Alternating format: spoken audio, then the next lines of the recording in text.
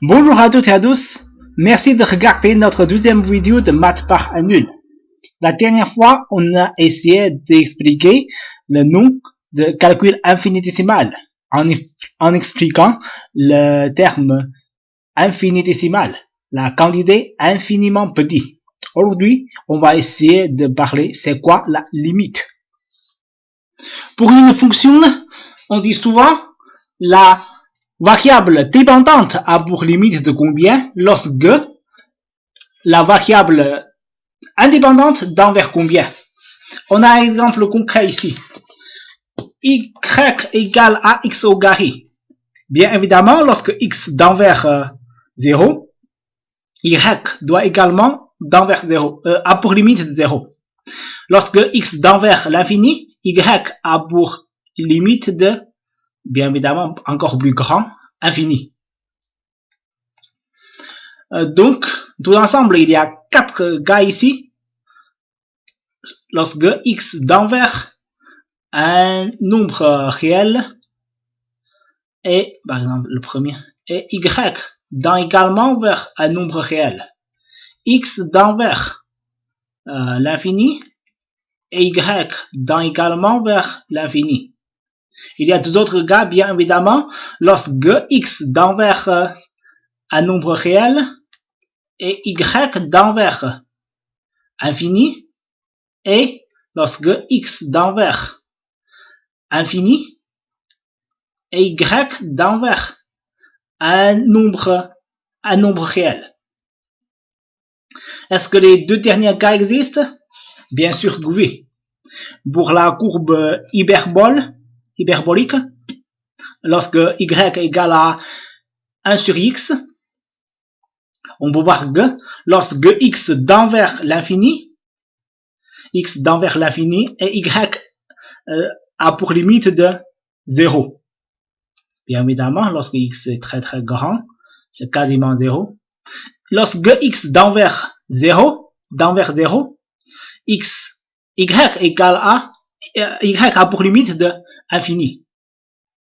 De la même manière, lorsque x tend vers moins infini, et y tend vers 0.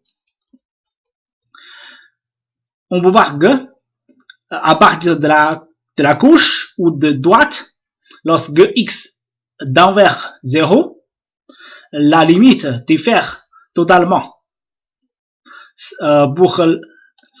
On note que la limite gauche, c'est à partir de négative, y a tend vers moins infini.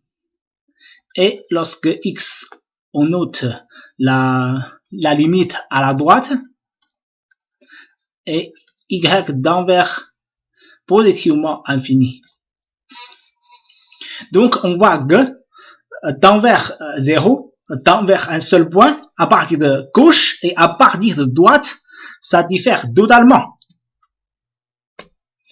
Il y a un autre exemple, encore plus simple. X sur x, ça égale à combien? La plupart du temps, ça égale à 1. Mais il y a un point particulier. C'est 0. Le point, lorsque x égale à 0, c'est interdit en mathématiques. Donc, à ce point-là, ça ne porte aucun sens. Même si ce point ne porte aucun sens, est-ce que on peut calculer x tend vers 0? Bien sûr que oui, parce que tend vers 0, c'est infiniment proche à 0, mais pas vraiment 0. C'est tout comme ce qu'on a dit hier, il y a quand même une quantité infinitésimale. Ça